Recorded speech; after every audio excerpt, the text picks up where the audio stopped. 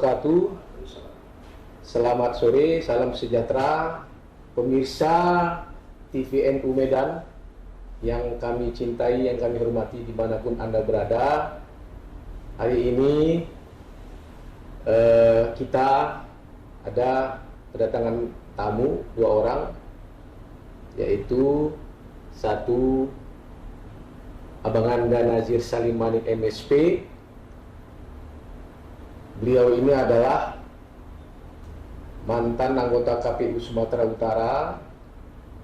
Kemudian juga beliau juga adalah sekarang Direktur Jadi Sumut Jaringan Demokrasi Indonesia Sumatera Utara, dan juga beliau adalah dosen di FISIP USU dan di UIN, bergelut di dalam demokrasi, sering menjadi penceramah di dalam hal-hal menyangkut pemilu maupun demokrasi. Terima kasih Bang Nazir telah hadir di kita di TVNU ini.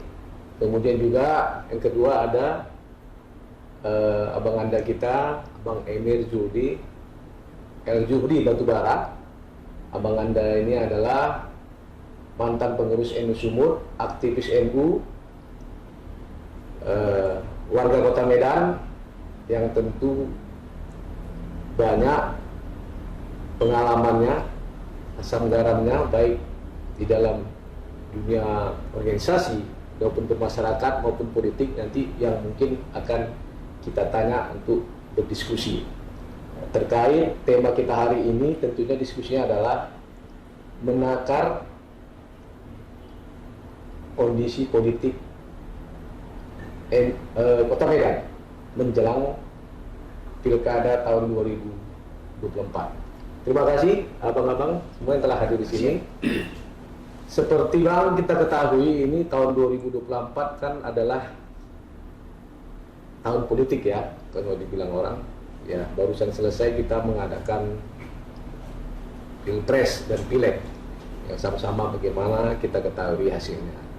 Kemudian yang sedang di hadapan kita hari ini adalah tahapan mengenai pilkada, pilgub maupun pemilihan wali kota yang insya Allah menurut tahapan KPU 27 November 2024. Kita bicara hari ini tentang kondisi politik Kota Medan menjelang pilkada Medan di November 2024. Jadi Bang, mungkin yang pertama saya minta dulu pandangannya dari Bang Nazir. Bagaimana pandangan Abang sebagai pemerhati politik Kota Medan khususnya melihat kondisi politik di Medan pada saat sekarang ini. Kemudian dikaitkanlah mungkin berbarengan juga ya dengan pilgub yang juga serentak di dalam pemilu pilkada pada saat ini. Mungkin Bang Nazir bisa memberikan pandangan, bersilakan. Iya, ini menarik ya bahwa TVNU Kota Medan punya concern membahas soal politik secara khusus jelang pilkada Kota Medan untuk tahun 2024. Karena kalau saya amati secara pribadi apa yang terjadi di tengah masyarakat, terus terang ini belum menjadi perbincangan yang menarik. Padahal kalau kita tarik ini sekarang sudah bulan Mei dan November. Ini kalau kita bandingkan 2020, 2015 ini sudah ramai. Sudah ramai.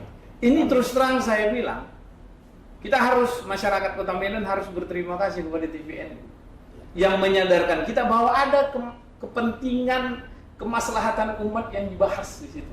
Jadi ada orang mau care.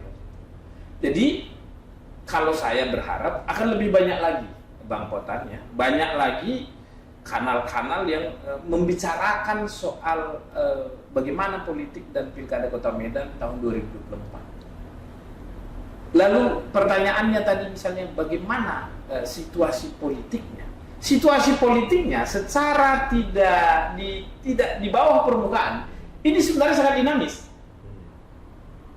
Saya yakin dan percaya sudah sangat banyak tokoh calon yang sebenarnya berhasrat sedang melakukan gerilya ini. Ini seperti gorong-gorong Hamas ini. Ada sudah banyak di bawah ini, Bang. Cuma kenapa tidak muncul? Belum muncul. Itu pertanyaan.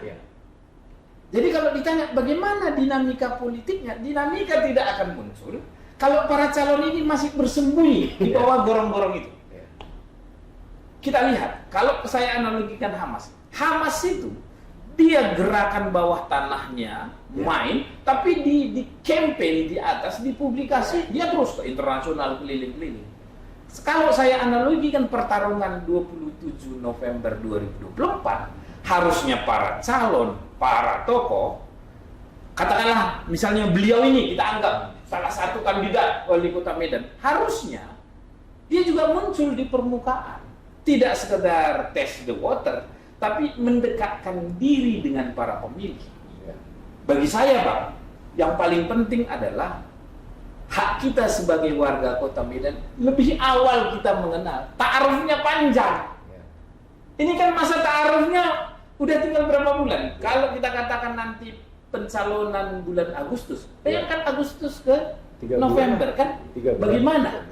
Bukan kita tidak percaya bahwa siapapun tokoh yang dimunculkan partai politik maupun calon perseorangan nanti adalah putra-putri terbaik yang ada di kota Medan. Tapi kita penting juga masyarakat dilibatkan. Contoh, ketika Pilpres 2024, itu ketika pasangan-pasangan calon yang muncul kemarin, baik 01, 02, 03, itu lebih dari setahun sebelum pemilu 14 Februari, itu sudah kencang melakukan sosialisasi. Walaupun mereka sebagai sosialisasi dengan masyarakat. Sekarang kalau saya tanya Bang Potan, kira-kira yang tidak malu-malu kucing sekarang, siapa di kota Medan? Saya mungkin ada mendengar misalnya Pak Wakil Wali Kota Bang Aulia misalnya ada menyatakan kalau macam-macam lah di media-media kita. Tapi apakah itu benar? Itu nanti. Tapi ini sudah jadi catatan pemilih sebagai warga. Saya sebagai warga, oh ini satu. Lalu setelah itu siapa lagi? Mohon maaf, sejauh ini hampir nggak ada. Jadi ini kan salah juga. Warga kota Medan yang segala sesuatu akses informasi kita dapat lebih awal, justru saya lihat dibandingkan dengan kabupaten kota lain sudah muncul itu 1, 2 di kampung saya di Dairi calon udah banyak ini muncul di media. Kalau kira-kira menurut Abang apa yang penyebabnya sehingga yang malu-malu kucing itu tidak muncul, padahal kan mengingat waktu tinggal sekitar ada 6 bulan lagi lah ya kalau kita hitung dari saya nggak tahu, tapi yang jelas menurut saya contoh partai politik. Partai politik misalnya, setahu saya biasanya sebagai menunjukkan bahwa partai politik sebagai salah satu tiang demokrasi, minimalkan ketua-ketua atau kader-kader yang di DPRD atau tokoh-tokoh itu kan sudah muncul dijagokan jadi calon. Sampai sejauh ini saya belum menemukan misalnya partai A, B, C yang ada di DPRD Kota Medan itu misalnya menunjukkan bahwa ini kader kami akan jadi calon wali kota Medan. Makanya yang jadi pertanyaan, siapa sih sebenarnya orang yang sedang bersembunyi di gorong-gorong ini tapi belum dipublish? Jadi sekali lagi itu hak mereka untuk menyimpan mungkin bagian dari strategi politik, tapi juga kita berharap para calon-calon pemimpin kita itu harus mengingat kita juga penting mengetahui sejak awal. Jangan-jangan ini orang yang kita kenal. Kalau seperti beliau ini maju, kita mau 2 hari lagi pun udah kita pilih beliau ini misalnya. Karena sudah mengenal sepak terjangnya. Seperti, maaf ya Bang ya, seperti kita ketahui bahwasannya kan pencalonan seseorang untuk calon kepala daerah itu kan diusulkan oleh partai politik. Sementara kan, sementara saat ini kader-kader partai-partai politik belum ada yang berani ini. Apakah memang mereka punya calon kader partai atau bagaimana ya? Katakanlah ini kan ada 2 jalur. Katakanlah kader, para pimpinan parpol, anggota DPRD, maupun pemain-pemain naturalisasi lah, macam timnas itu kan, orang pengusaha macam-macam yang dijadikan menjadi kader partai politik. Pertanyaan yang terbesar kita sama-sama Bang Potan, kok di Medan sebagai salah satu parameter politik di Sumatera Utara bahkan nasional menurut saya kok belum muncul. Coba cek. Bahkan di Mandailing Natal, di Nia Selatan mungkin kita kalau baca media sudah muncul nama-nama itu. Deli Serdang, wah, Binjai sudah muncul. Ini kan membuat rasa penasaran. Mungkin senior kita ini yang bisa nanti membaca itu. Tapi bagi saya ini sesuatu yang menarik bahwa pada saat ini para elit partai politik masih menyimpan nama. Atau jangan-jangan misalnya ternyata ada kejutan-kejutan yang mau ditawarkan ke kita, tapi sebenarnya nama-namanya kita sudah familiar, tapi kita tidak tahu ini akan jadi calon misalnya. Jadi menurut Bang Nazir, kemungkinan bakal ada juga kejutan-kejutan yang sangat mungkin. Nah, yang mungkin selama ini namanya kita sudah dengar, tapi dia tidak pernah disebut sebagai calon gitu ya. Tidak apa-apa juga. Tapi mungkin partai politik sudah menyimpan makanya nama-nama tersebut. Tapi masuk akal juga mengingat Medan ini kan soal tidak sekedar gengsi ya, bahwa menguasai, menjadi pemenang, menjadi ikut berkontestasi di kota Medan. Itu semua partai politik dan kekuatan politik manapun pasti berhitung. Ya. Karena resonansinya itu akan sampai ke Jakarta. Ini akan menjadi salah satu pengamatan amatan nasional. Kalau kita ingat sejak pilkada 2005, 2010, 2015, terakhir 2020, Medan nggak pernah nggak menjadi sorotan. Minimal kalau kita lihat media-media mainstream misalnya, itu Medan selalu punya porsi. Makanya ketika Medan dikasih porsi pemberitaan untuk bagaimana dinamika politik pilkada 2024, mungkin saya nggak tahu, mungkin wartawannya pun agak susah sekarang cari judul kan begitu. Karena siapa yang mau dikonfirmasi? Nah, misalnya seperti itu. Karena sering disebut misalnya di media, katakanlah Pak Bobi, wali kota Medan sekarang, dia lebih sering misalnya di media disebut calon gubernur Sumatera Utara daripada calon wali kota Medan. Padahal dia dari segi hitung-hitungan elektoral dialah calon terkuat karena dia petahana, dia incumbent. Biasanya kan begitu. Ya. Misalnya kita pergi ke Tapsel, pergi ke Madinah, pergi ke Binjai, nah, kan membicarakan petahana pasti selalu masuk. Ya. Tapi saya sangat jarang melihat ada media yang meliput menyatakan Bobi sebagai petahana wali kota Medan yang kemungkinan running di 2024 untuk wali kota Medan. Tapi narasi yang sering disebut-sebut. Nah, ini spekulasinya, ini kan masih spekulasi. Atau mungkin Bang ada kaitannya dengan selesainya kemarin Pilpres, sehingga kan mungkin pendukung partai politik pendukung 01, partai politik pendukung 02 itu hari ini masih melihat gitu atau berusaha mencari figur yang melakukan boleh itu bagian dari salah satu cara menentukan pilihan. Ya. Kalau gitu pertanyaannya, kenapa misalnya tidak dimanfaatkan juga mumpung masih hangat ini? Kenapa partai-partai politik tertentu misalnya yang bersebelahan kemarin berkontestasi tidak memanfaatkan ini? Ini kan ceruk elektoral ya, yang potensial. Ya. Akan berbeda Bang Potan. Yakinlah kita, pengalaman Bang Potan, pengalaman saya apalagi senior kita ini. Begitu Pilpres dengan pemilu nasional dengan pilkada akan terjadi nanti cross ini soal dukung mendukung.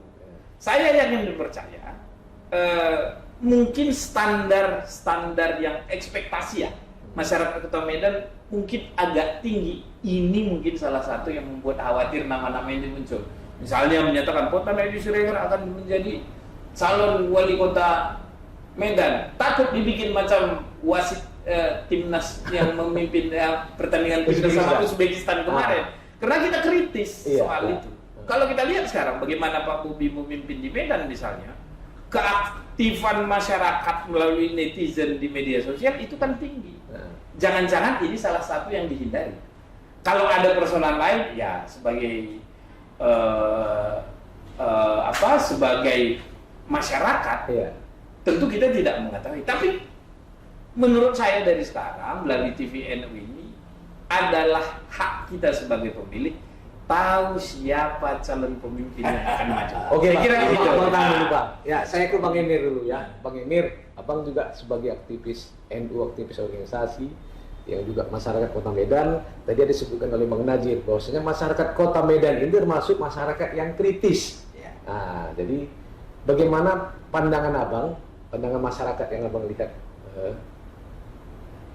tingkat kritis masyarakat Kota Medan ini, khususnya dalam pemilihan Wali Kota Medan dikaitkan dengan situasi yang sekarang ini, Bang. Gimana, Bang? Ya, baik, terima kasih. Nah, Saya pikir apa yang disebutkan adinda kita tadi ini sangat benar. Artinya saya juga sebagai warga Kota Medan melihat itu. Jadi pada menunggu ini kan kira-kira menunggu ini siapa ini? Siapa ini? Jadi kan kebiasaan kita orang Medan ini, kita kan mau tahu ini. Iya. Nah, tingkat keinginan tahuan kita di Medan ini khususnya saya bilang, ini kita tahu siapakah ini calonnya, ini si A, si B, si C dari partai A, B, C. Kita juga menunggu. Jadi memang kalau kita bicara Nahdlatul Ulama atau NU, ini kan bukan partai ya. Iya. Kita hanya organisasi kemasyarakatan yang tidak bisa mendukung secara organisasi kan gitu kan. Dan anehnya kita rasa ini kok partai-partai politik yang memang berhak menunjuk para calon-calonnya ini kok masih ngumpet atau apa gimana? Berondok lah kita bilang istilah Iya. atau malu-malu kucing ini kan kira-kira itu. Sebetulnya memang sudah harus dari awal ini menunjukkan inilah si A calon dari partai kami, atau si B dan si C dan seterusnya. Nah, saya pikir kita ini sama-sama dalam posisi menunggu. Menunggu itu memang ya meresahkan juga ya kan. Iya. Tapi kalau tahu kita memang inilah orangnya, kita sudah tahu mempersiapkan. Andainya lah siapalah calon-calon itu, saya pikir akan lebih enak lah, akan lebih gampang lah. Siapa tahu memang itu memang sudah di hati kita kan kira-kira itu.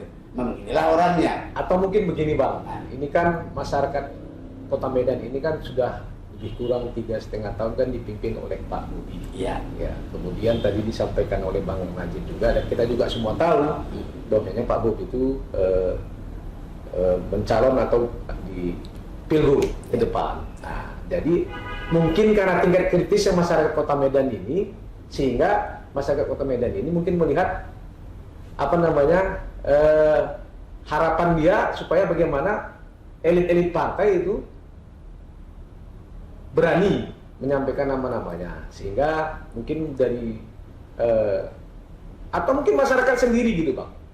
Artinya apakah sudah jenuh dengan kondisi pemilu yang baru lagi ini, atau bagaimana? Bagaimana Abang lihat ininya, penilaian masyarakat terhadap pilkada? Iya. Saya pikir kalau kita bilang jenuh sih enggak. Tapi Enggak, barangkali kalau Pak Bobi ini sebagai wali kota, kita masyarakat Medan yang khususnya sudah paham lah, kita tahu lah dia.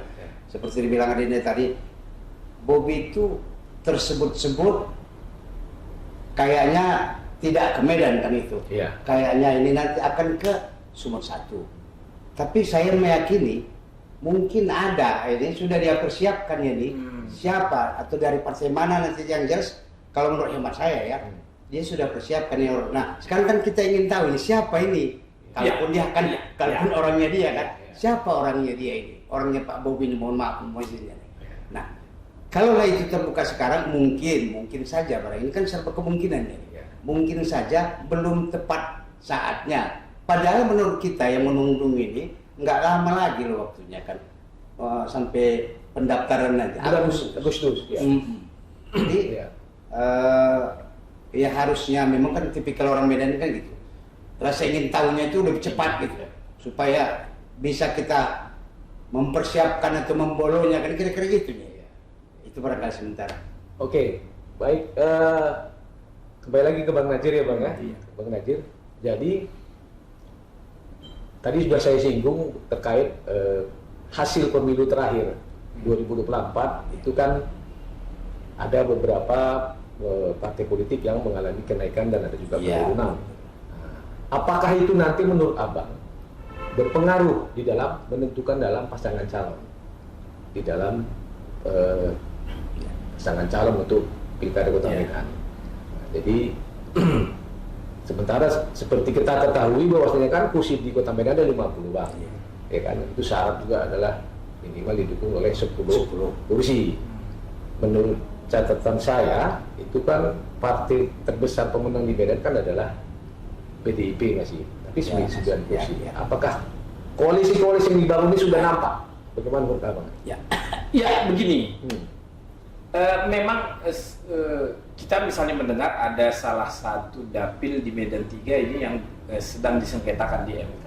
Kalau tidak salah saya kursinya sesuai catatan KPU itu ke PKB, tapi Gerindra sepertinya menggugat ke MK. Terlepas itu nanti dikabulkan atau tidak, maka semua partai menjadi sangat penting untuk diajak berkomunikasi. Bahkan kalau kita pengalaman 2020 terlepas dari karena calonnya Pak Bobi, ya PDIP dan Gerindra kan bisa mencalonkan sendiri. Malah mereka sama mendukung Pak Bobi. Ini kan sesuatu yang tidak kita prediksi. Harusnya kita bayangkan dulu akan terjadi pertarungan PDIP dengan Gerindra. Ternyata tidak. Kalau ini, kalau efek kompetisi Pilpres kemarin misalnya juga menjadi bagian yang tak terpisahkan, kita masyarakat Medan beruntung ini kalau terjadi lebih dari 2 calon.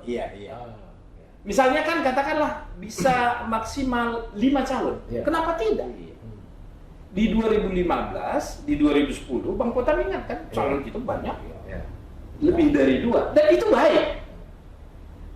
Baiknya adalah ada semakin banyak pilihan, maka menu yang disediakan dalam pilkada nanti, ya alternatif pilihan masyarakat semakin ya berbeda-beda ya bagus. Nah sekarang begini, bagaimana konfigurasi kursi dan suara DPRD Medan? Oke, sambil menunggu di MK, saya kira ini sebenarnya sudah berkomunikasi. Menurut dugaan saya, Bang Emir, ini sudah berkomunikasi, tapi kita tak tahu. Jadi persoalannya kita tak tahu.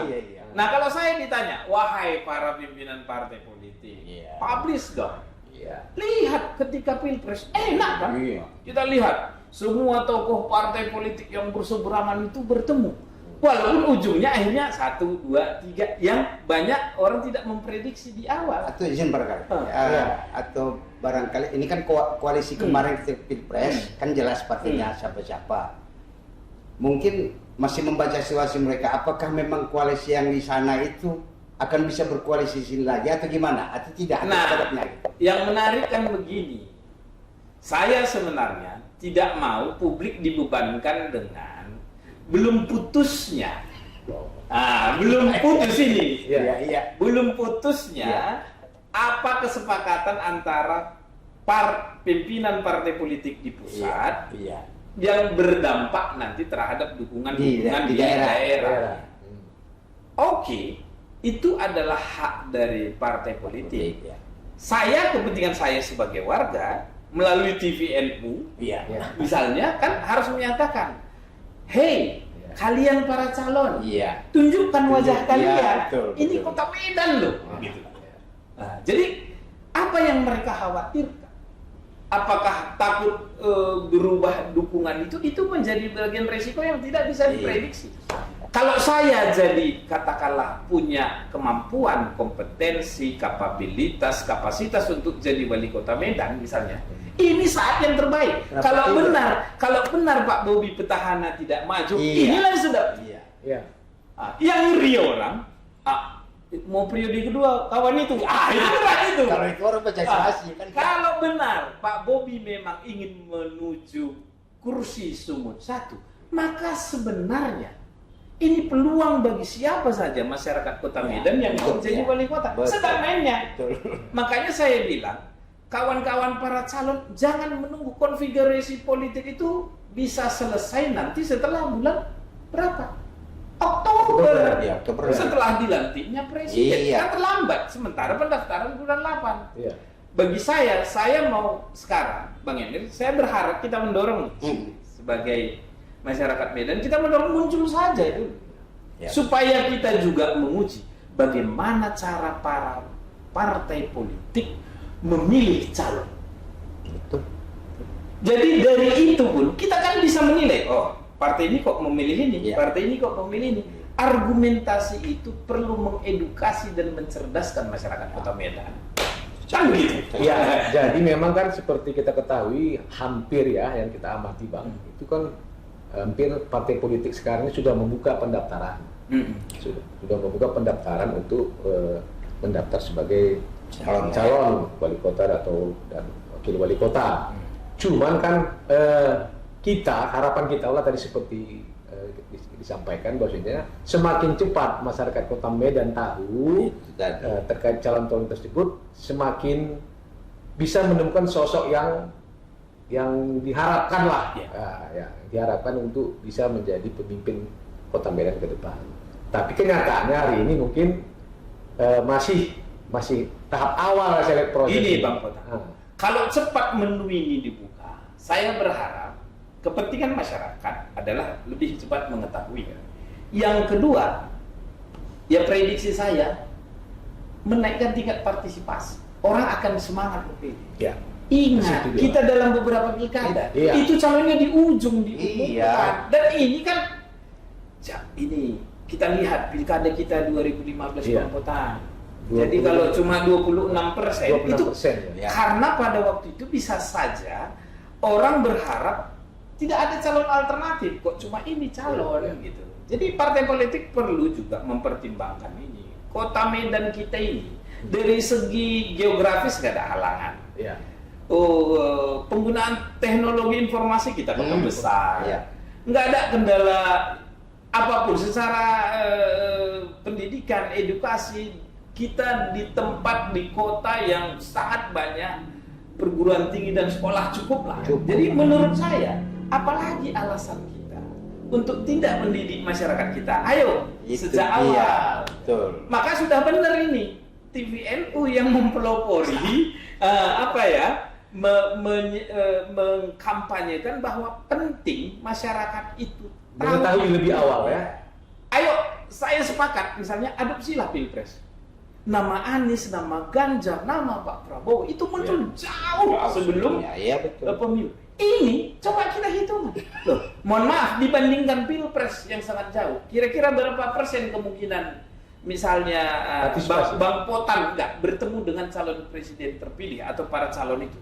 Kan lebih tinggi kita kemungkinan bertemu dengan calon wali kota dan wali kota. Gampang kan diundang TVNU datangnya semua ini.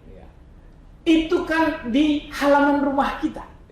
Kita di tempat yang sama. Ini menurut saya jauh lebih masuk akal. Kedekatan emosionalnya jauh lebih tinggi. Bayangkan sekarang orang masih ribut berdiskusi soal Pilpres, tapi melupakan bahwa pemimpin yang menentukan masa depan daerah kita itu belum pernah kita bicarakan. Maka harus sering-sering ini TVNU. Kalau bisa 3 kali 1 hari lah siarannya begini kan gitu. Iya, terima kasih Bang. Jadi tadi memang menarik ini kalau kita lihat tingkat partisipasi pemilih di Pilkada Kota Medan. Tadi mungkin terakhir 2000 yang paling rendah 26% kalau nggak salah. 2015. Jadi bagaimana menurut Abang dari masyarakat ini? Apakah dengan kondisi sekarang ini tingkat peduli masyarakat, tingkat partisipasi menurut Abang gimana? Animo masyarakat lah dengan adanya pemilu Kota Medan. Kalau saya melihat kita harapan kita mudah-mudahan meningkat lah ini kan gitu. Kalau saya melihat, memang ini harapan masyarakat ini memang ya itu tadi ada rasa keinginan supaya lebih cepat lebih tahu dia dan daya memilih orang sekarang ini saya pikir jauh lebih tinggi daripada yang lalu itu yang 26% ya. 2015 itu saya kira animo orang menunggu itu sekarang ini. Makanya tadi ya betul juga ya bikinlah TVNU harus memperkasa ini. Kalau bisa mulai besok para calon itu dipaksa hadir di sini. Bahwa ya kira-kira begini, TVNU ini kan harus menjadi referensi pemilih. Siapa yang hadir di TVNU itu layak jadi wali kota Medan kan sedang. Jadi siapa progresnya TVNU Medan itu mengundang mereka-mereka yang ya barangkali sudah ada gini Bang, jadi wali kota Medan ini kan harus pemberani. Ini harus kita puji. Pak Bobi ini kan berani Bang. Banyak hal-hal yang dulu kita kita anggap tidak bisa misalnya ditertibkan, diselesaikan bisa. Terlepas dari ada pro kontra di tengah masyarakat. Iyalah. Lalu kalau Pak Bobi nanti meninggalkan kota Medan, bagaimana nasib Medan kita ini? Ke tangan siapa kita kasih ini? Betul. Misalnya ada di luar sana kader-kader NU yang berkeinginan, yang malu-malu kucing. Ya itu dorong. Harus didorong, tampil, membicarakan. Saya mau bikin Medan seperti ini. Jadi ketika nanti masa kampanye, mohon maaf, masa kampanye itu adalah tinggal narasi. Jadi masa kampanye yang sebenarnya sebelum masuk Pempotan kan ya bekas orang dalam juga di KPU. Artinya sekarang kan belum ada ikatan apa-apa terhadap aturan. Belum. Kalau Bang Emir sekarang keliling-keliling, kunjungi rumah ibadah, kunjungi pengajian-pengajian, kunjungi MWC kita, kan sudah bisa. Ngomong saya calon wali kota Medan tidak ada masalah. Karena kenapa? Dari sekarang lah perlu orang mengenalkan diri. Bayangkan Bang Potan, kecamatan saja kita 21. Ratusan kelurahan. Lalu kapan lagi waktunya kalau cuma bulan 8 dia nanti mendaftar, dinyatakan kemudian menjadi calon. Sampai ke November, berapa orang yang bisa dijumpainya masyarakat Medan, pemilih Medan yang jutaan ini. Itu problem. Jangan-jangan ada orang satu periode pemimpinnya nggak pernah ketemu. Jadi kita terlalu animo kita, di Pilpres itu kita bahas terus. Padahal betul. Halaman kita, saya kebetulan kalau secara KTP satu kecamatan dengan Pak Bobi misalnya. Saya saja belum pernah. Kalau Bang Potan dan Bang Emir, ya kalau ketemu Pak Wali Kota jauh lebih gampang kan. Nah, kalau saya apa alasannya? Kalau berharap nanti dia setelah menjabat, tentu agendanya yang semakin banyak. Maka sekaranglah kita manfaatkan demokrasi ini. Bahwa semua calon akan menyapa, mendatangi, merayu, menghimbau, mengajak, membujuk para pemilih, meyakinkan para pemilih. Karena ini kedaulatan kita itu setelah pilkada itu dia yang punya. Jadi sejak kapan kita menggunakan potensi negosiasi kita? Sejak dia menyatakan dirinya calon, bukan sejak diputuskan oleh KPU. Itu terlalu pendek Bang Emir. Pendek lah ya. Jadi kalau sekarang Bang Emir bilang jadi calon wali kota Medan aku Adinda. Tunggu dulu Bang. Aku syaratnya begini. Itu bisa kita bilang sekarang. Kalau sudah terpilih, bukan tidak bisa. Tapi kan kesempatan kita lebih pendek dia. Lebih pendek. Harus ke DPRD lah, harus melalui Kepling, lurah, camat, panjang kali. Jadi bayangkan kalau TVNU ini, yang digagas TVNU ini, semua wali kota Medan berbicara di sini.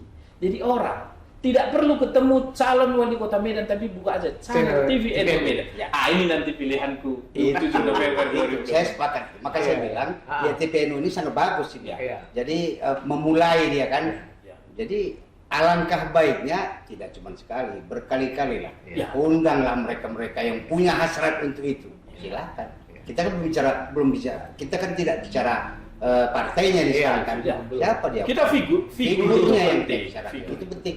Karena kalau soal siapa mendukung siapa itu nanti. Dan sekali lagi Bang Potan, kalau ditunggu selesai misalnya koalisi pendukung pemerintah, presiden itu nanti dilantik 20 Oktober. Terlambat sementara pencalonan gubernur, wali kota dan bupati itu Agustus. Agustus. Nah, maka kalau bisa di bulan-bulan ini, di Mei ini sebenarnya ini udah mulai muncul. Mohon maaf. Di daerah-daerah saya sudah keliling. Pas lebaran kemarin saya pulang ke Sidikalang ke tempat orang tua, ke Siantar ke tempat mertua. Sudah ada misalnya baliho spanduk yang kira-kira ini Pak kayaknya mau jadi wali kota, jadi bupati. Lah di Medan masa gimana? Amat di Medan ini gimana? Masa nggak ada? Saya nggak tahu. Ada misalnya baliho spanduk menyatakan kira-kira dia. Masih sepi lah Bang ya? Masih. Ini mana membangun ekonomi kerakyatan? Tukang spanduk pun belum ada nyetak. Iya. Jadi ini kan menurut saya agak, mohon maaf, kok tertinggal ya kota Medan. Kita alasan kita? Semuanya lengkap. Padahal kita tahu tipikal masyarakat Medan ini sebetulnya sangat tinggi, aktif.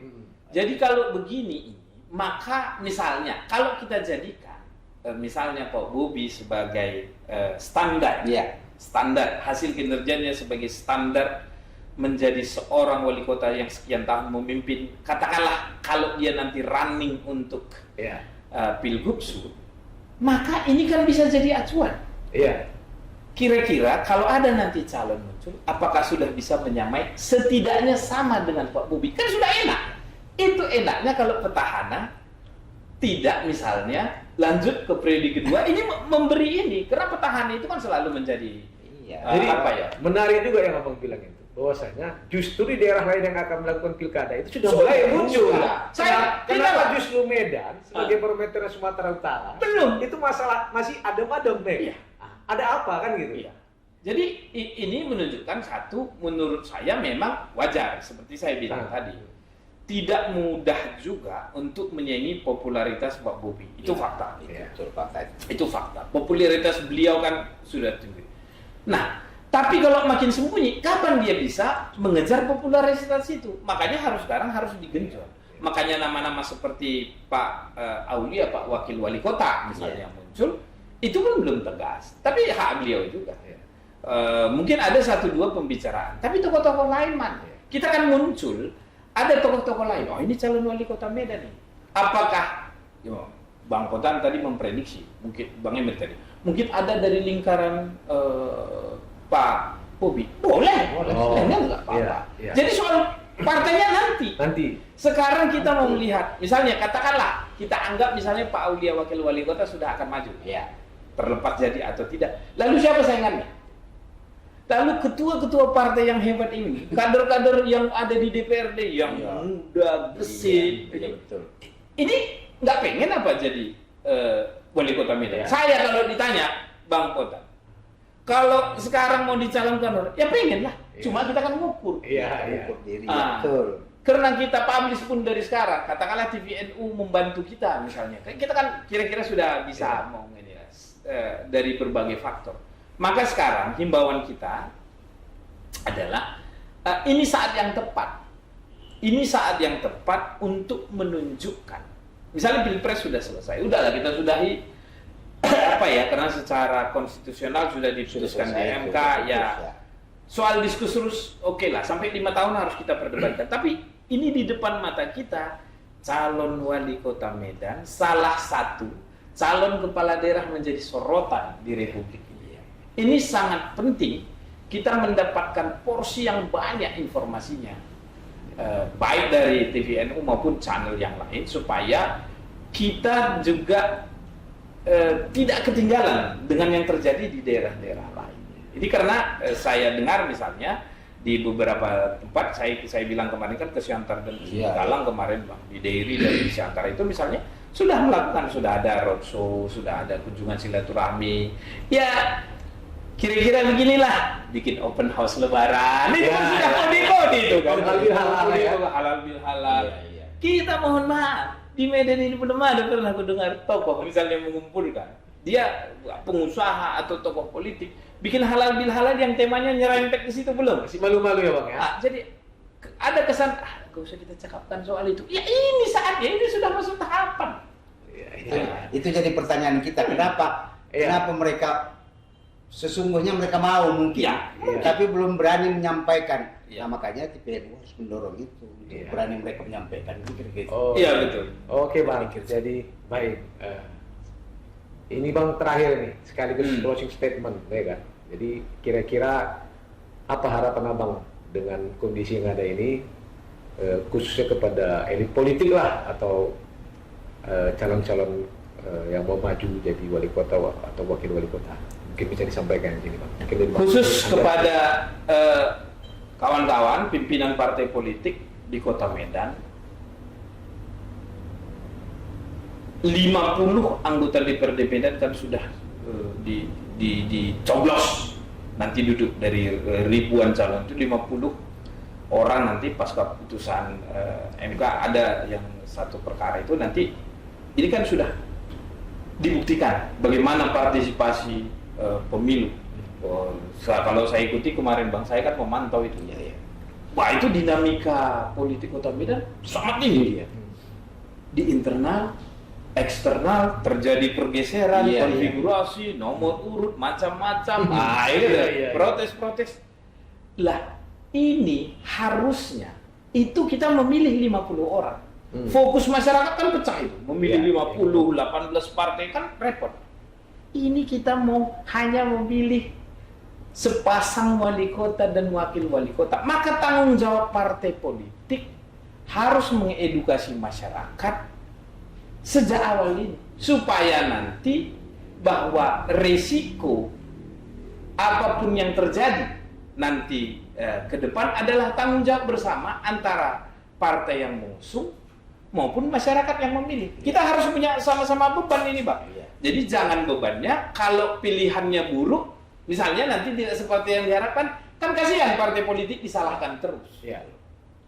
Jadi partai politik harus menyediakan menu sebanyak-banyaknya, bahwa kedaulatan rakyat itu salah benarnya dengan apapun yang terjadi nanti dalam 5 tahun kepemimpinan, itulah resiko yang harus ditanggung masyarakat. Begitu cara mengedukasinya. Jadi saya juga tidak sependapat, Bang. Saya bukan pembela partai politik, tapi saya memandang bahwa bukan partai politik yang memilih. Yang memilih adalah masyarakat.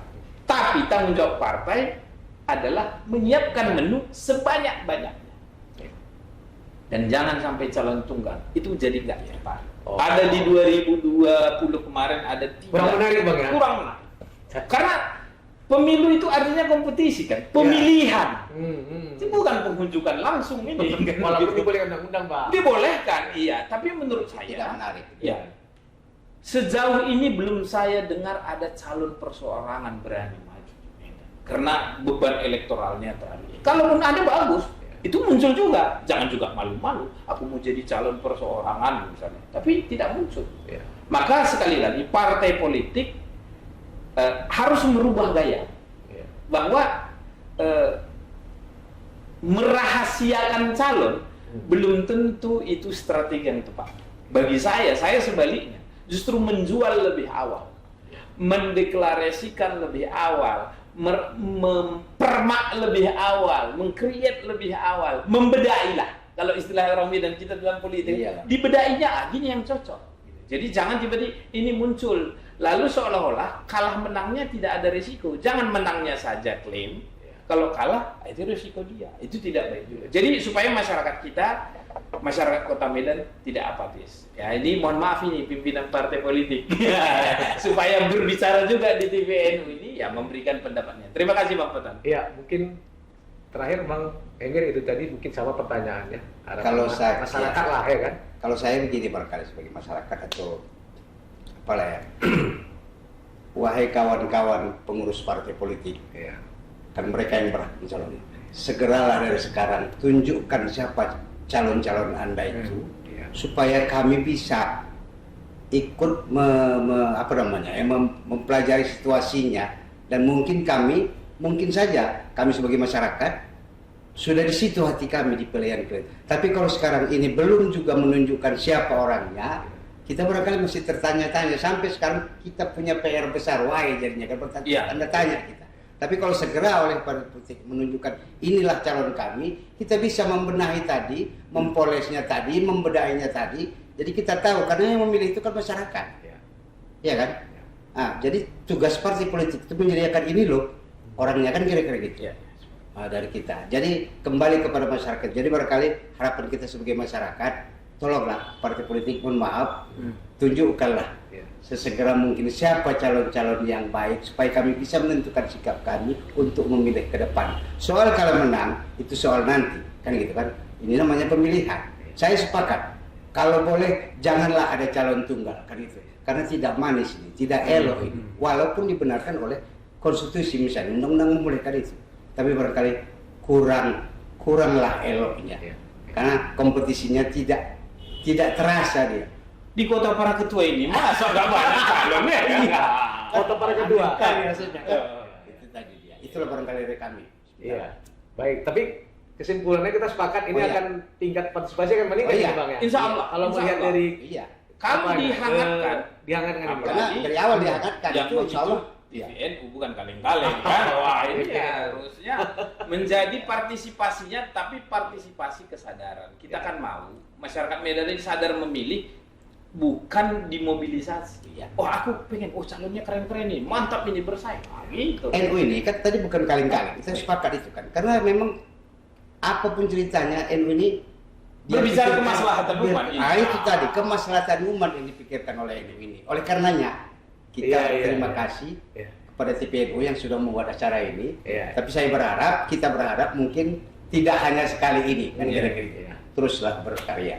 Oke Bang, terima kasih ya Bang Najib, Ya, makasih. Bang Emir atas kesediaan hadir kemari bincang-bincang dengan kita. Demikianlah tadi pemirsa ya bincang-bincang kita terkait kondisi politik atau menakar politik di Kota Medan dalam menuju Pilkada Kota Medan di November 2024. Sekian saja dari kami. Allahumma biq ila wa Wassalamualaikum warahmatullahi wabarakatuh. Waalaikumsalam warahmatullahi wabarakatuh.